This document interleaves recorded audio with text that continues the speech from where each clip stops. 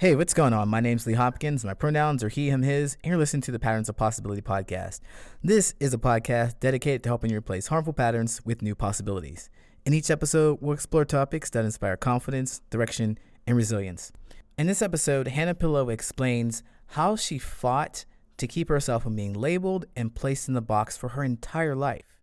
She's adamant about sharing her story because she's hoping that she can give the tools that someone else needs to deal with situations just like that. Are you ready? Let's go.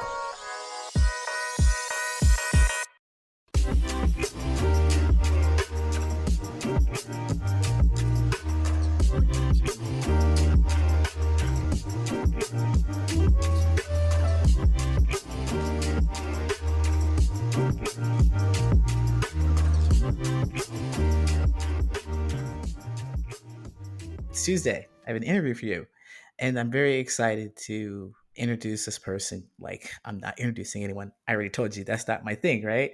I'm excited to let her introduce herself. Hannah Pillow, please tell us who you are, what you do, why you're here. Hi. Hi, Lee. Thanks for having me. Yes, I am Hannah Pillow. I am the founder of the Refreshingly Human podcast. I have BA in communication sciences and have been doing a lot of work in the field of communications. I'm so excited to be here today. I love the concept of changing patterns into possibilities or identifying patterns. Like we said a little bit before jumping on here, patterns have a lot to do with our communication styles as well. And it's just something I'm so passionate about. So excited to have this conversation. Fantastic. I'm really glad to have you here because I like communication too. I mean, you're a podcaster, I'm a podcaster. And I'm just curious though, like what was so important about communication to you? Why was it Mhm. so important? Well, I mean, I think for me, growing up, and I think a lot of people can relate to this as millennials, that growing up in the culture that I did, communication has always been a huge barrier towards any relationship I had in the past. And I often felt like I was misunderstood, like nobody was hearing me. And often the time that was the case. So I've come to realize how important it is to be able to communicate well with others, but also be able to recognize patterns in communication from the people you are communicating with. Because sometimes you have to walk away and sometimes you want to engage. And I think it's so important to recognize when do we need to walk away from something. I think we live in a society that wants us to always fix everything, but you know what? Sometimes I think you just have to walk away. Yeah, sometimes you do. Sometimes you do, especially if you really can't connect with each other. Now, I talk about how agreement and understanding are not the same thing, Mhm. and you can't agree with someone if you don't understand what they're talking about. So, this communication is super important. And I want to step back though, because I heard you say, um, talk about your relationships and growing up in a culture and your relationships. Mhm. What does that look like? Are you talking about like you're being misunderstood or not heard in relationships, Mhm. but you said that it was a cultural difference. So what is that cultural difference that you were running into?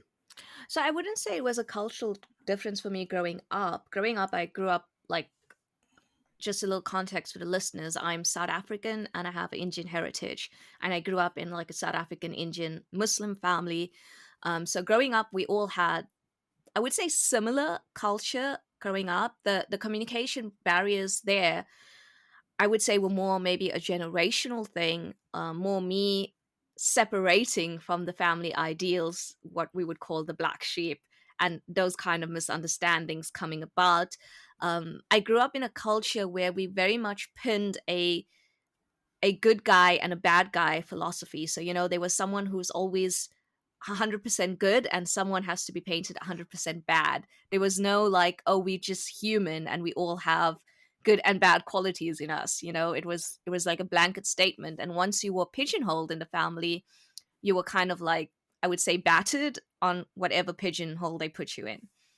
But as I grew up, and as I separated from the family and left the fold, that's when the cultural thing became, it kind of felt like I had left a specific box. So I left my Muslim faith.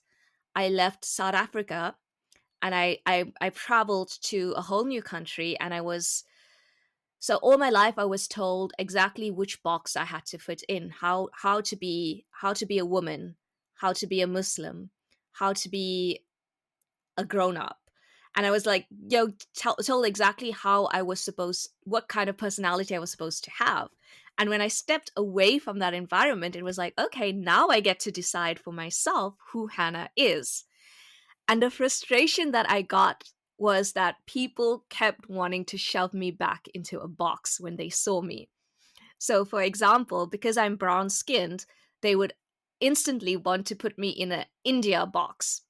And it's not even like saying I'm from South Africa was like not enough for them. So it would be like, no, but where are you really from? So they want to like pull me back and be like, you're not actually from South Africa, which I am. I am from South Africa. Yeah, I have Indian heritage, sure, but I'm from South Africa, you know. exactly. And then they would also want to, like, when I moved to the UK, because I'm brown skinned, everyone associates here brown skin with being a Muslim. So they wanted to shove me back in that box. And I just kept feeling like people were just trying to instantly put me back in the boxes that I worked so hard to break away from to find my own path. And that's why I'm very passionate about breaking these stereotypes, questioning why we feel the need to put people in boxes. I think it's lazy on our part. You know, we want to think we know things by just looking at people. And I think we need to really start questioning how we actually get to know people from, uh, from the foundation level. How do we actually get to know people? Do you get to know people by immediately putting them in boxes when you meet them, or do you get to know people by organically having conversations with them over time? Well, the way I like to get to know people is judging this book by their cover. That's exactly what I like to do. Just no, not really, not really. I was But gonna that's be like, whoa, what? your face. Your face was like, what? But What? no, of course, of course, you. I mean, it has to be really frustrating and difficult to come from an environment where you can't be seen for who you are, what you do, what you like, all these things that make you a real three-dimensional person, not just what people can see, but also, what you hear, what the meaning is behind your words, what you do, all those things. They make a person, a whole person.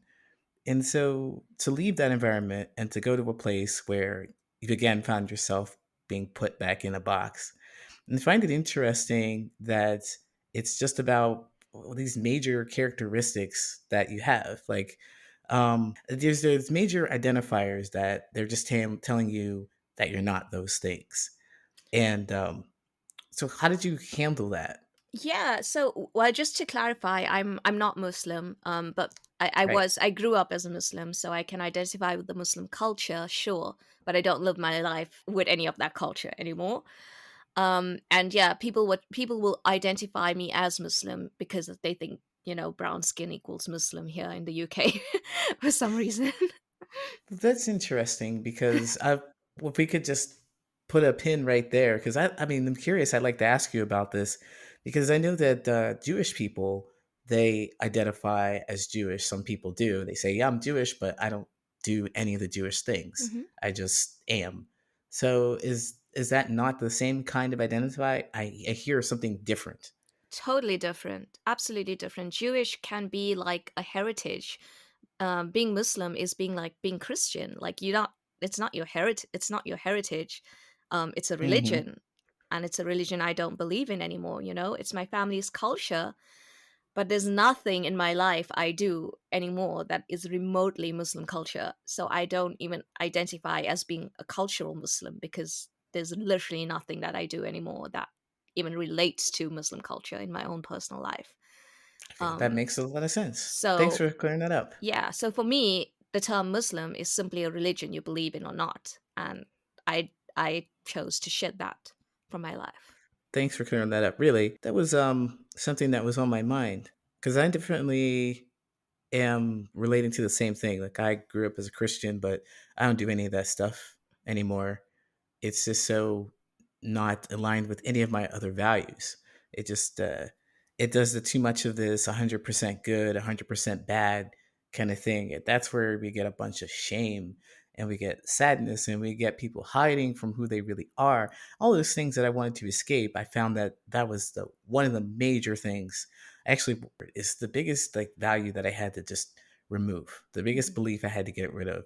And I'm imagining that's the same for you because it's so prevalent. Absolutely. And I'm glad you used that word belief because for me, it's like I don't believe in the Muslim God, Allah. I don't believe in the Prophet Muhammad being the final prophet.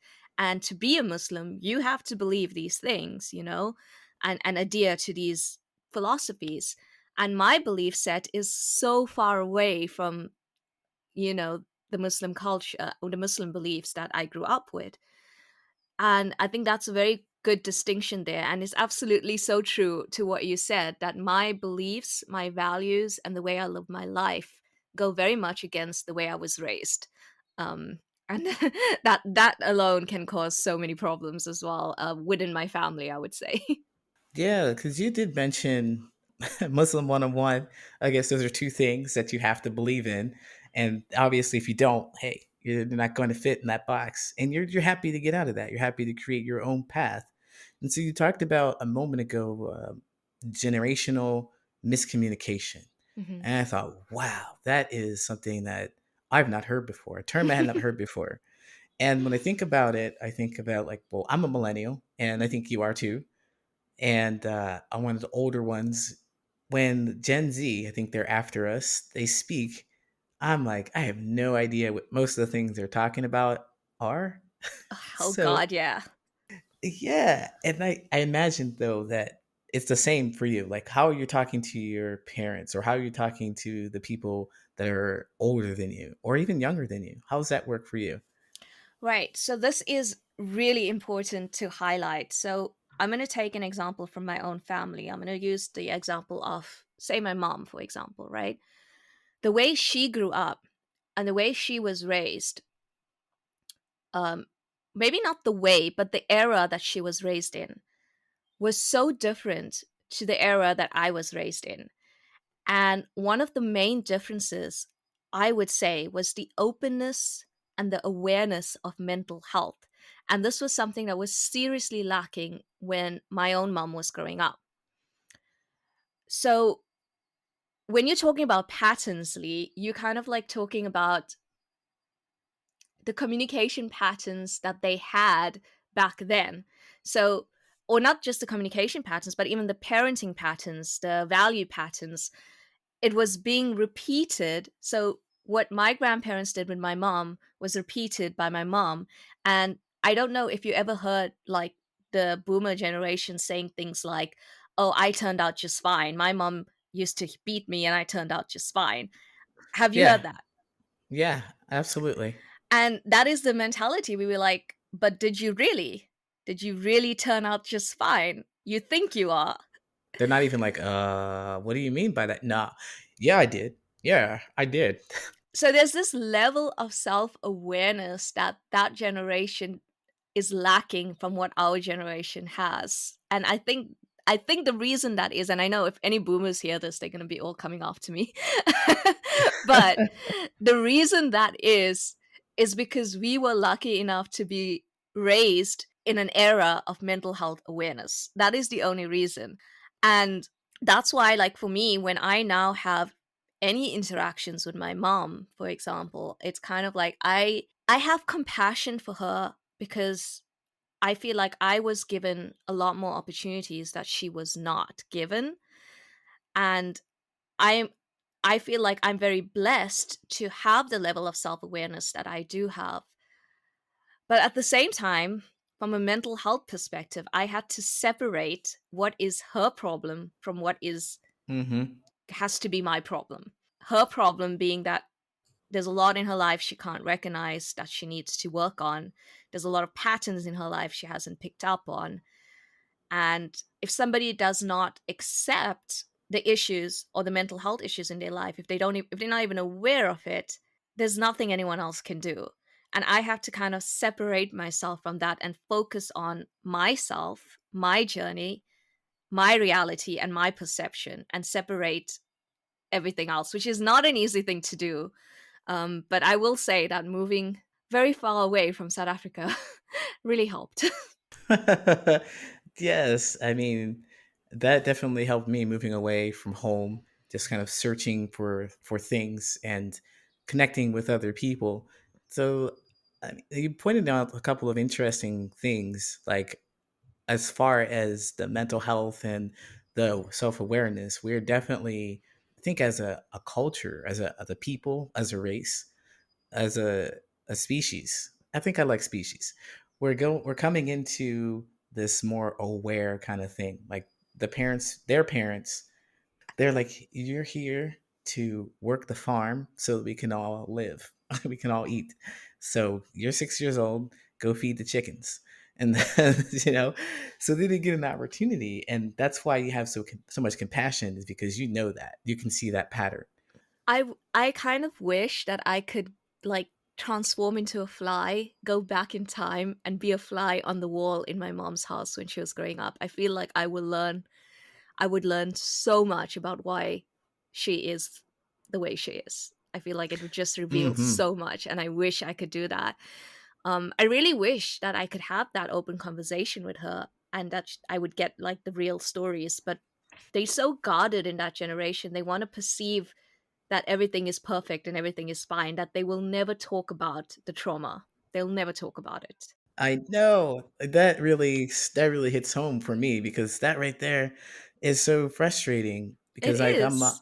I'm all about talking about my stuff, and I know that's the way to work it out, and I want to hear about what's going on with my family. I want to hear about what's going on with other people, Mhm. because I want to know who they are, and their parents. They come from that mindset that we've got it good, and everybody else has to know we have it good. So whatever dirt we have, you got to keep it under wraps.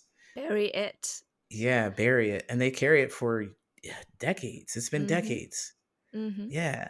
They want to present the shiny sides of the coin, but like for me, I want to know the human behind this, you know?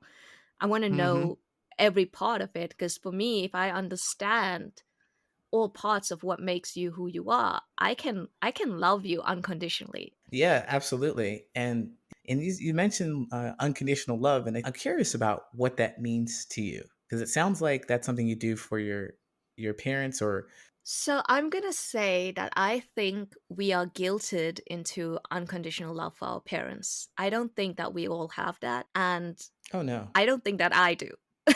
If I'm gonna oh be okay, perfectly my honest, bad.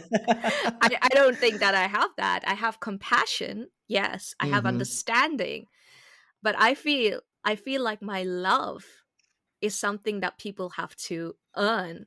You know, my unconditional love is something that people have to earn, and they earn that by being 100% real with me. And when I can see that someone's 100% real with me, they're showing me all sides of the coin, top, bottom, left, right, and there's nothing to hide, then I can unconditionally love and trust that person. And there's so many people in my life who I have that relationship with, you know? Because what it is, Lee, is that if they are being 100% real with me, I can be 100% myself with them as well. And that is really important to have that two way. Now, when it comes to someone like my family or my mom, for example, there's always going to be a level of I cannot be 100% Hannah in front of her because she doesn't accept certain things about me. She doesn't agree with a lot of things about me. Um, Hmm. and there's always going to be that barrier there that's going to be like, okay, I can understand that. I know where you're coming from. I can compromise, but is this really a loving, accepting relationship? Right. I got you. Yeah, if you can't be 100% yourself, if you have to hide, then there we go with that shame again. There we go with that disconnection when you're Mm-hmm. in shame and like, oh, well, I can't say these words because it's going to have a reaction, and we're going to fight about this thing. And I don't want to fight. I just want to talk to you. I just want to be here with you. I just want you to be interested in what I'm doing. I want to be interested in what you're doing. But dang it, mom, you're not talking to me about what you're doing because you've got to be from that generation. And you don't want to hear about what I'm saying because you got to be from that generation. Oh man, I mean it's hard. It's hard. I mean, I think if you're talking about patterns, the biggest pattern in my life has always been a rocky relationship with my mom, and it's something that I've learned that you just can't run away from that. You know, like I left cross borders. I moved two countries, and Lee, I'm gonna be quite honest here. Last time I was supposed to record with Lee, I came on a blubbering mess because I was like in tears over some trauma that just happened in my family, which I can't go into detail here because it's personal to my family, but it triggered me so much and it brought about so much of past pain, so much of trauma.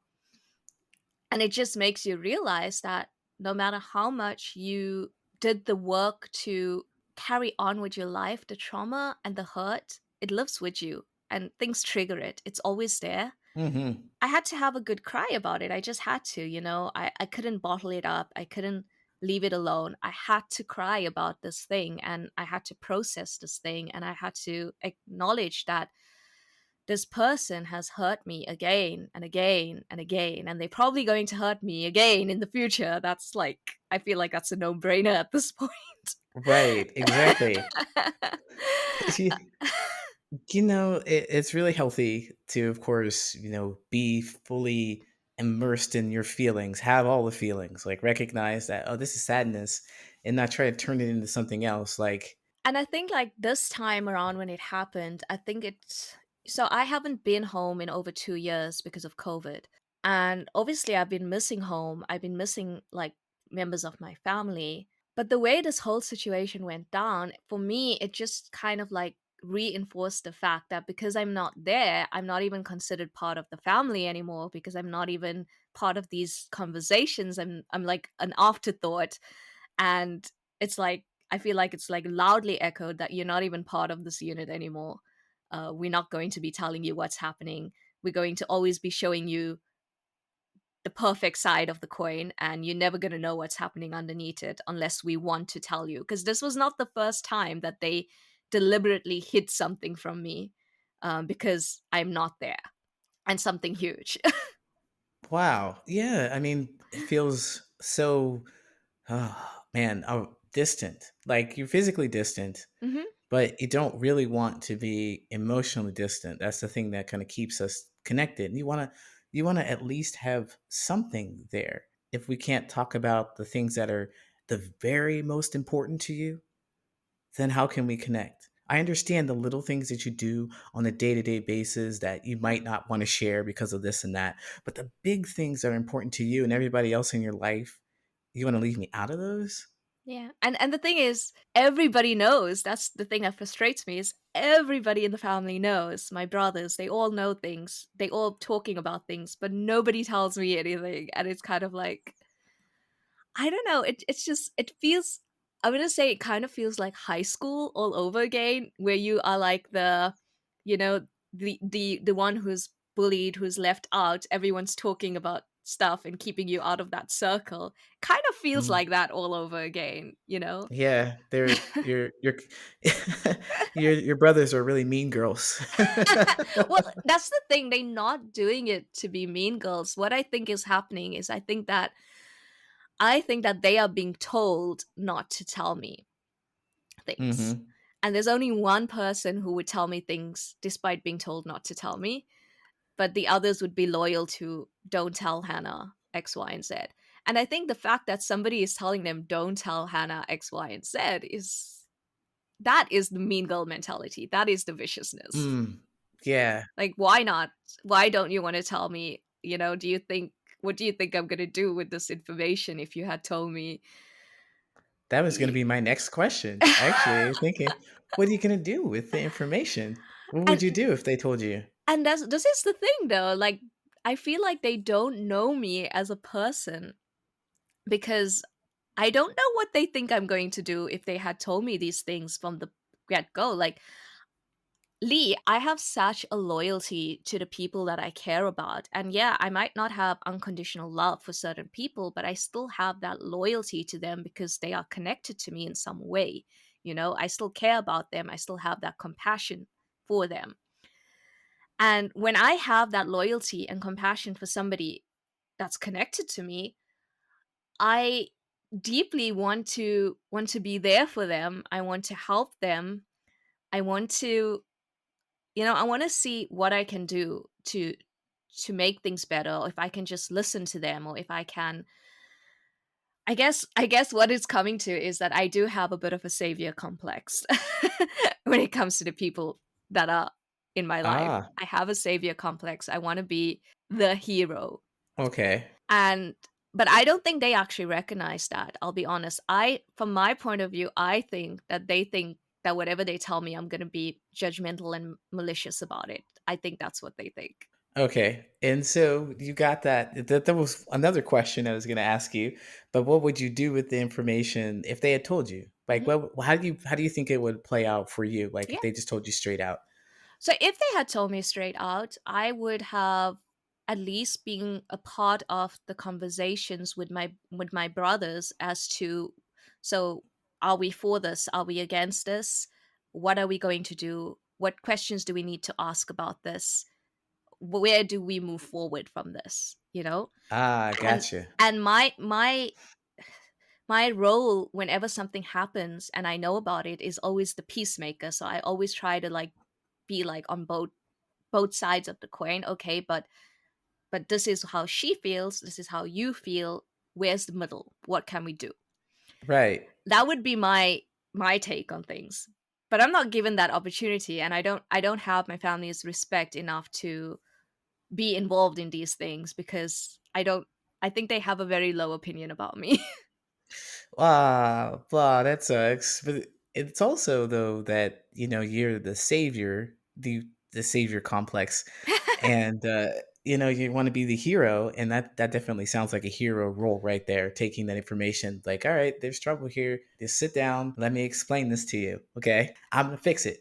I've done that in the past. Like Yeah. I've been the one to do that in the past so many times, and it's often when my mom does something that affects my siblings, I'm always the one who steps in and be like, "Now what can I do to help?" You know, one of my brothers even lived with me for a year because of a situation that was created that, I can't go into too much detail about that because it's not my story, but yeah, but Okay. one of my brothers actually lived with me for a while. So I mean, I've taken those roles, Yeah.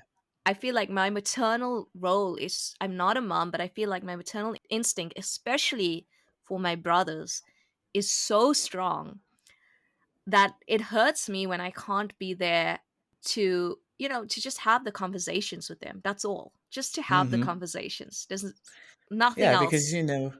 that like talking is very helpful. Mhm. It's therapeutic, it's healing, it's what we need to do. We don't need to bottle things up. So just being there to have an ear to the Mhm. conversation is more than enough. It's a lot more than a lot of people know that they need. That's why I used to go to the bars and I used to drink, and I talked to the bartenders or the people at the bar stool next to me or something because I just wanted to talk about whatever it was I was feeling. And Going to the bars and talking to the bartender and the people around you, that to me sounds like a scene from a movie or from a TV series. Does that actually happen in real life? oh yeah, and Cheers happens too, like where everybody knows your name. Everybody knows. You know Cheers? Yeah. Okay, okay, because you're looking at me like, what is that? Okay, I was just wondering if it was a worldwide thing or not. No, I've no. watched maybe 2 episodes. Same, but I know it. Everybody knows that. Everybody knows your Everybody name. knows your name. Yes, yes. And so, when people walk in the bar, they're like, Norm. And he's like, yeah, everybody. That was me. Like, I lived Wow. really close to a bar and here in Chicago, and I miss that place. Honestly, I like the people that were there, but I lived super close. Like I lived in a really small shoebox apartment, and I just needed to walk not even a block. It was like a minute, less than a minute, and I was at this bar. and it was really cheap, cash only bar. On Tuesdays, I'd have like $2 drinks. I'd be there, and I would always order a Guinness, and they would see me come in, and they would have a Guinness ready for me. So Oh. yeah, I really enjoyed going there and talking to the people. They knew me, they knew what I liked to drink, and they knew just about as much as I knew about myself at that time. Okay, enough Mhm. about that. No, Let's you get took back me to this there. You person. took me there. Let's get back to this person, Hannah Hmm. Pillow, who's we're able to talk about this communication because I think it's really interesting that you talked about how you get in the middle and you're the peacemaker, you help out, and you've said that you have conversation with people, Hmm. and you say that you try and understand one person's point of view and Hmm. explain how it looks for the other person and so forth. Who is in that communication? I imagine that you're like thinking about how your mom feels Hmm. and trying to close the gap with your brothers. Yeah, yeah, definitely. Like there's like again, I can't get into details of any of the specific situations because they're not mine to talk about. But yeah, I guess like there's a lot going on right now, and I think that it's important for us to have compassion, whether we feel in our hearts that something is wrong. It's I feel like right and wrong can be so subjective sometimes. Maybe what happened was deceitful, sure, but we are all adults at the end of the day. We're all accountable for our own actions. And I feel like as a family, I feel like we should be there for each other, and like I think have a healthy conversation about it, be able to have a healthy conversation. So I think the conversations in my mind, what is going is that A is saying to B that this is wrong, I don't approve, I'm not going to support you. And this is old school communication to me, where we give an order and we expect, because we gave the order, we expect the person to follow it. And this is like authoritative communication, old school communication, and it doesn't work. If you tell someone that I don't agree with you, don't do it. If you do it, I don't support you. They're not going to not do it just because you don't agree.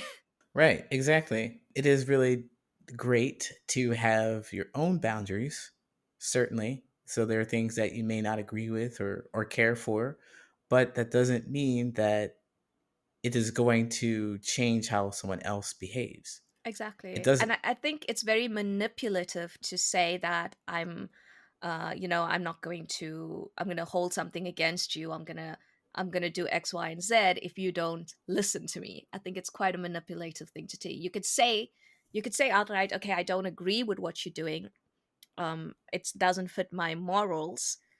But if you as an adult feel this is what you need to do, you need to be accountable for it, and I'm here if you need me. Right. That's what we would hope that our parents would do. Oh, I'm not even talking about my parent here right now. I'm actually Oh, talking about someone who is my age who is actually dealing with my parent. I'm actually on my mom's side right now. what? I'm so confused.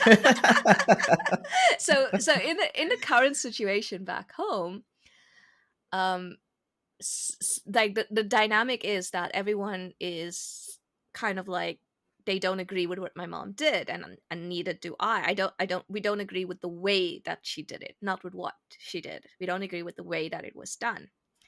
But the situation was that I feel like people were telling her that, you know, I don't think they were saying that we're going to be here for you despite this. They were like, we're not going to support you. We're not going to come. We're not going to do X, Y, and Z. We're not going to show the community that we support you. And I feel like that giving those ultimatums to someone is not healthy, and it's going to cause more of a problem than anything else. Yeah, because it's like, you know, there's a difference. I feel like there's a difference between like setting these healthy boundaries where you clearly demark some things that you don't want people to cross, and you say there are consequences if you cross this line because this line makes me uncomfortable and I don't want you in that space. And Hmm. then there are things like you're not even really paying attention to, not vigilantly on the lookout for it, and this event happens, and now the event's over, it happened, and now I'm going to be mad at you forever. That's not fair. Is that what it sounds like?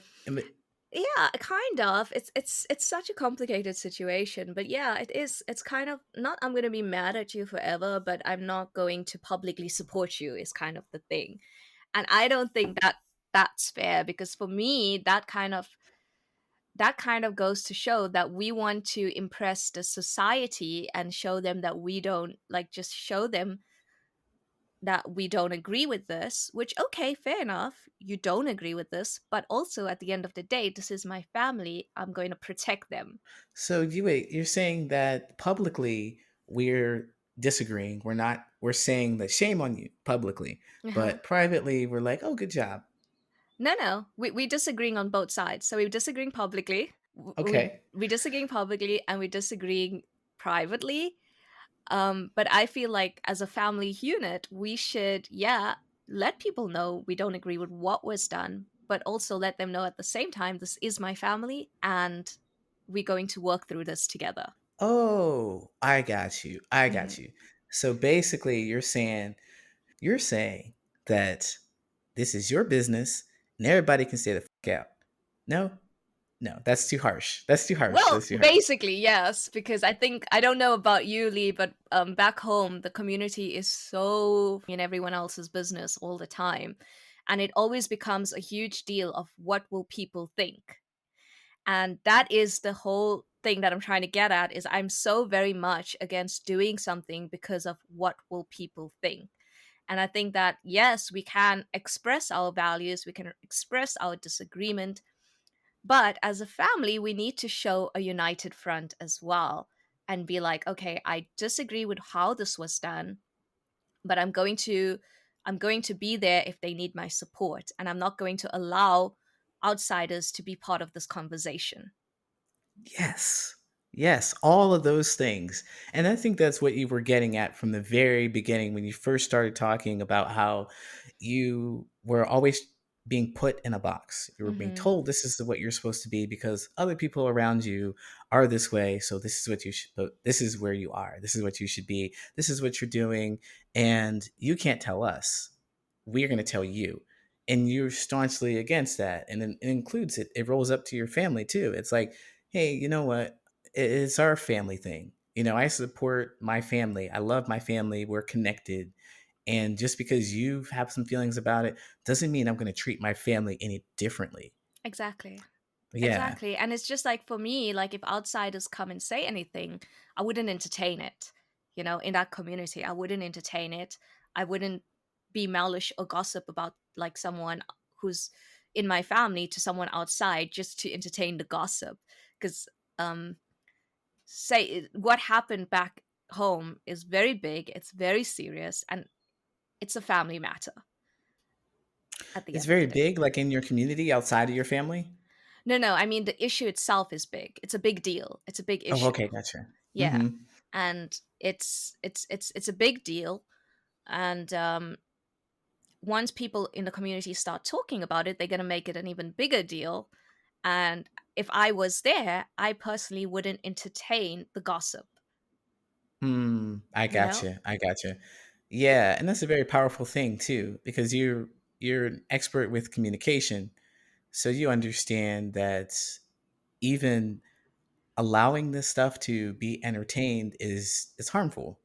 It's harmful, and it's going beyond your boundaries as well, because if you are really concerned about the person affected, you wouldn't add fuel to the fire. Exactly. Exactly. Yeah, and I think that for me, I think about that and encountering someone who wants to gossip about my family. Like, how dare you? Sorry, how dare you come to me? You go talk behind my back, but you're gonna expect me to join in on this? Get There's away from actually me. This actually reminds me of something that happened to me when I was in Turkey, right? And I can tell the story because it's mine. So sorry. I'm so sorry to your audience for being so discreet about, like, I'm just standing by my guns of not wanting to gossip about my family and not giving people the juicy details. So I'm not doing that here. But anyway, the story in Turkey was about me and my best friend, and it just reminds me of this whole situation. So my best friend in Turkey, um, I mentioned before that I'm very very loyal to the people I feel very connected to, right? Right. So me and her, we are best friends. We're still best friends to today. And there was this third girl involved in our little friendship, and the third girl came to me one day and started gossiping about my best friend. And she was trying to tell me, like, oh, we don't know her, we just met her, we don't know what she's capable of. And I was like, whoa, hold on, hold your guns. Why are you saying this to me? Like, shouldn't you be Mm-hmm. having this conversation with her? And because I set that limit of don't gossip to me about the people I connect with, this third girl and I could never actually be friends because she was wanting to always gossip to me about the people in our circle. And I'm like, no, if you got a problem with someone, go talk to them. Don't tell me, don't come talk to me and try and turn. What she was trying to do was she was trying to turn me against those people. And I'm like, your Mm-hmm. issues are not my issues. I'm not going to be like, oh yeah, and fuel that. If you have an issue, we can talk about it and I can advise you how to talk to that person, but I'm not going to turn against the person just because you don't like them. Yeah, that's a really underhanded thing to do, in my humble opinion. I mean, that feels very, very toxic It to come at was. you like that. It Yeah. was. It was toxic, and it definitely did bond my friendship with my bestie even more because I guess like we both realized how loyal we are to each other in that friendship. Yeah, so what happened to the third one, the true mean girl? Oh my god, I actually refer to the group of them. There was three of them. I refer to them as the mean girls. I'm not friends with them. I don't talk to them. I don't talk to them. I don't like actively not talk to them, but we just don't like. We never stayed friends. We never stayed connected. Um, Given like several examples of what unhealthy conversation looks like. mhm. Several examples. Unwittingly, I believe they're just here. You're talking about what's going on in your life, and you're like, well, this is like a tit for tat kind of conversation. These are setting ultimatums. That's a conversation that is really harmful. So, what does a healthy conversation look like? I love that question, and I'm gonna fast forward into my current life right now because I have so many examples of healthy communications in my life right now. And the biggest example I can take is my husband, my partner. We have such an open communication with each other that it's refreshing, just to say the least. Um, like, so I come just for your listeners, I was married before and divorced, and this is my second marriage. And when as someone who was married previously, I carried a lot of baggage into my second marriage, and a lot of insecurity and a lot of fear. And what I mean by that is if my partner now would do like one thing, and I pick it up, I would catastrophize that one thing. I would relate it to my past relationship, and I would like convince myself that the same thing's going to happen here. And what I could have done is I could have just not spoken to my partner about any of these things. I could have held on to it, and I could have created a problem in my head that wasn't there. Mm-hmm. But instead, we have such an easy relationship with each other that we actually know when one of us is upset or angry with the other, we give each other space. We give each other cool down time, and we wait for that person to come to us ready to talk about it. So Mm-hmm. we've been together, living together for about 4.5, 4 years. We've never once screamed at each other. We've never once raised our voice at each other. And And when we're ready to talk about things, we talk about things so openly. We listen, and we actually able to come to agreements with each other, compromises with each other. And I think that for us, there's such a huge respect for the other person, and such a huge wanting the other person to be happy. There's such a huge desire for wanting the other person to be happy, but we also have a sense of I want to be happy as well. It's kind of like it's such a united front with each other that it's easy to have this open communication. And it's Mm-hmm. something that I think we both set from the beginning. And for me, I set it because I recognized the patterns in the past, that when I was unable to speak openly with someone, I wasn't able to have a good relationship with them. Mm-hmm. So it was Yeah. very important for me from the beginning that to see how I was being received by my partner. Were they willing to understand me? Were they going to judge me on everything that I said?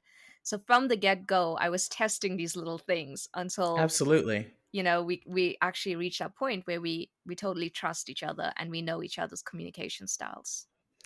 Yeah, that's how you have to go about it. I mean, I think that I'm interested in how you did that, and I'll get to that, like setting these nice boundaries, testing the boundaries and seeing because you know where yours are and you want to test Hmm. where theirs are. You know that, well, if somebody's gonna not listen to you, put you in a box, you've been there, you've done that, you're tired of it, you don't want to do it. And so, I mean, to recognize those patterns, what I'm curious though, like we just talked about how our parents could live forever in this idea that what they've done is as good as it gets. How they are is as good as it gets and it won't be any better. All the values that they have are set in stone. And that didn't happen for you. Like you could have gone that way, but what was that thing that changed it that made you look like, hey, I really recognizing that I'm in this place, and when these people are around, I don't like it. You could have easily, just like many other people, just been like, well, I guess I'm here. This is all it is. It'll never be any different. I did get to that point, Lee. I did get to that point in my life where I was like, this is as good as it gets. I have to accept this is what it is, and I have to live with it. It's such a long story of how how I went through that whole process, but Well, we only got 2 minutes, so. um, I would just say, well, you know what? I always joke, and I think that in my past life, I think I was like a Buddhist or something in my past life because I feel like I feel like from a very young age, I had a very high level of self awareness, and I was always very observant of other people's behaviors as well as my own. And this is from very young. I remember when I was like probably less than 10 years old, I remember telling somebody that I wish I could have a job in when I grow up where I could just observe other people's behavior, which is kind of like a psychologist, right? Yes. So But this makes sense. Sorry, go ahead. yeah, but I think that alone really helped me to pick up not just my own patterns, but the patterns I was seeing with the people around me. So, for example, I could very easily identify the bullshit. Um, and I could easily see that my mom and her mom, their relationship, like, although they thought they did love each other, of course, they loved each other very much, but their relationship was not the best relationship. Well, what made it not the best? Well, I would say, when I say that I got the bullshit, like for example, my mom would say to me that I shouldn't speak back to her. Don't speak back to me. Don't be rude to me. Don't speak rudely to me. But I would Okay. constantly see her speaking that way to her mother. Yeah. You see, that's what I say. It's like I would see the bullshit and I'd be like, well, this is something's not right here, Yeah, you know? exactly, exactly. Because the reasoning that you get is like, "Well, I'm your parent." Well, that's your parent. What are you doing? Exactly. What are you Exactly. And t I'd see it all the time. And I remember even once my grandmother got so mad with my mom for being so disrespectful. Mm. So I mean, we see it, and the thing is, like, I think that sometimes people hold themselves to such unattainable perfection that the hypocrisy is just too easy. It's just too easy. Yeah, I think that's true too. That's a really excellent point that you pointed out. If you're 100% this or 100% that, it's really easy to say, well, I'm not this or I'm not that when it's inconvenient for you. So you have to be in a lot of self denial to not be able to see that hypocrisy, or to not even be able to accept it. Yeah, I think so too. And like there's this idea that I have that I mean your family mirrors a lot of what my family does, and as far as communication where we don't talk to each other, we keep things close to our chest. I have no idea who some of my family members are. And so when we talk about them and communication with them, I think those people are so scared. That's what I think.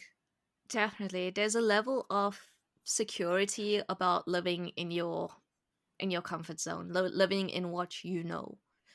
Um, Hmm. and there's definitely a level of fear of anything that's different. Um, Absolutely, absolutely. So though I want to step back because you're talking about, I think you're interested in other people. Well, that's what came to my mind. You're interested in other people because you were people watching, and so is this where this podcast comes from? You have a podcast. What's the name of it again? refreshingly human. Yeah. And so what's this podcast about? Absolutely. So this podcast is, as the name states, it's a place for us to be 100% human and explore the human side of life. All this time in this episode, I've been talking about people putting me in boxes and how we tend to put people in boxes. And at Refreshingly Human, we want to unbox things. We want to go against the stereotypes. We want to openly discuss topics that might be a taboo, or that we might not speak very openly about. So it's just, when I have a guest on my show, I actually tell them that Refreshingly Honest is a 100% honest and human platform. Please bring your refreshing side energy to the podcast, because we want to reflect that in every episode. We want to reflect 100% honesty and transparency. Keep it 100. Keep it 100, yeah. And where it stemmed from is, yeah, definitely it did stem from people watching, and from my own experiences of moving from one country to the other as a brown person, as a brown skinned person, and the way I would always be pigeonholed or put in a box, or try to shape or the other, put into one shade or the other. um so it definitely came from that, and came from wanting to express not just who I really am as a human, but just that we all have these human sides to us, good or bad. I feel like we live in a culture where we so much want to present our best self to people. My mental health is 100, my I'm happy all the time. But there's no such thing as that. There's really no such thing as that. Nobody's happy all the time. Yeah, that's definitely toxic happiness. But so you talk about topics that are kind of taboo. What are Mhm. some of the things that you talk about? So currently we're discussing sex. So that's been fun. Oh, Yeah, that's ooh. been really fun, and it's just really interesting to dive into like different people's experiences with what they were told about sex growing up, how they deconstructed that, how they came away from it, what their relationship with sex is like today. And we talk about why we need to actively deconstruct things that we might have learned about sex growing up. Because definitely, because everything that we talked about before, our parents didn't get right. They thought they did, but they didn't get right.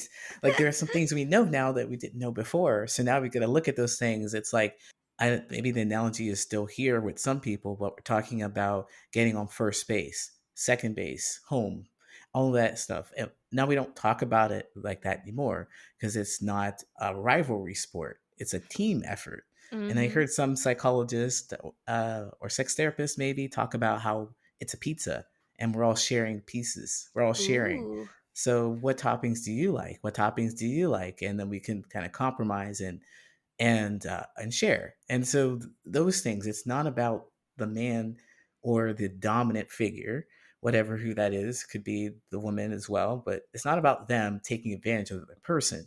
So we had to go experience those. We had to go think about those and deconstruct. And that's what you're saying, that it happens from every point of view, from a lot of Mhm. different points of views. And I think we actively are deconstructing so much. I mean, I think subconsciously we are deconstructing so much of what we were told, but I think that we definitely need to be a lot more aware of the deconstructions that are happening because that's how we can change things going forward.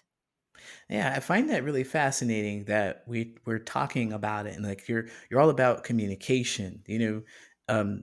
So it's a big theme in your life, and we've talked about everything throughout, why it's important to you and so forth. So then imagine that you're going to take this communication and do something else with it.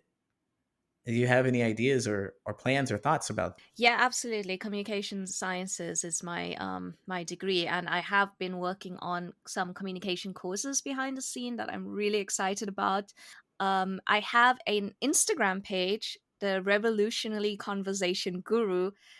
I will be releasing a lot of content related to the course that I'm going to be releasing, which is basically there to really explore our own patterns in communication. So one of the things that I have come to realize when talking to a lot of people is that we know, like, when it comes to culture and diversity, we are all trained at work or, through seminars.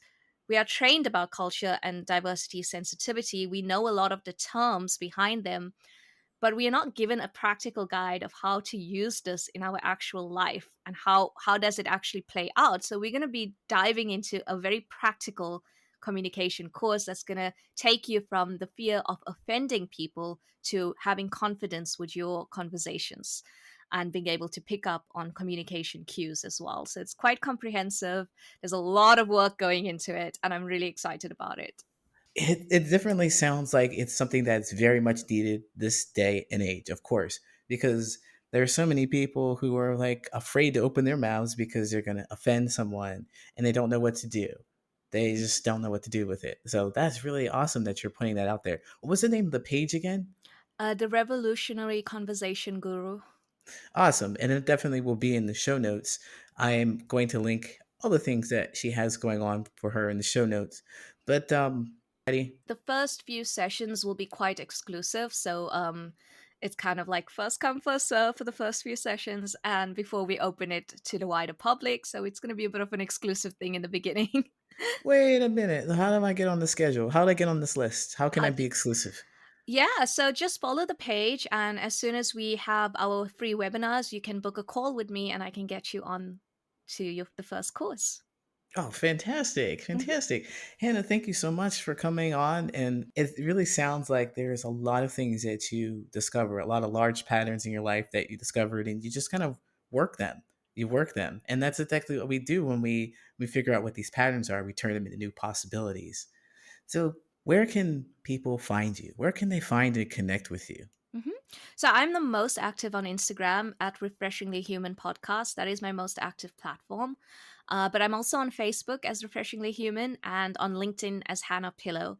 I really do appreciate people dropping me a DM on Instagram. As a lot of people know, I'm very good with responding to people on Instagram. So if you want to connect with me, reach out there. I love making new connections. So, I feel like people see you in like the public eye and they think you like unapproachable, but please, I love it when people DM me. So if you want to reach out, please do. Hey, Hannah, thanks so much for coming on. Really appreciate you and having your candid conversation, being open as you possibly can. Essentially, didn't get any of the juicy details, but definitely respect that you have loyalty to your family. Thank you again for coming on. And if you're interested in Hannah's course, you want to listen to the end because there's a little tidbit about what this course is going to be like.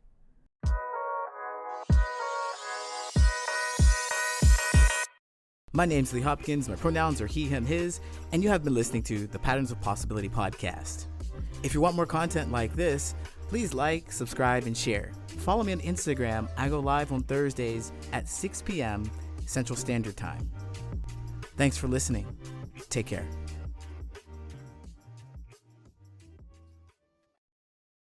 Do you find yourself saying things you instantly wish you hadn't? Do you feel like you are constantly misunderstood for your good intentions? Maybe you feel like no one is giving you the space you need to make mistakes, and this doubles your anxiety when communicating. Does this anxiety specifically creep up when you're communicating with people who are different from you, or people from a very different culture? If this is you, then my free webinar is going to be the start of a whole new you. For more information, you can find me on Instagram at the Revolutionary Conversation Guru and sign up for my free webinar. Hope to see you there.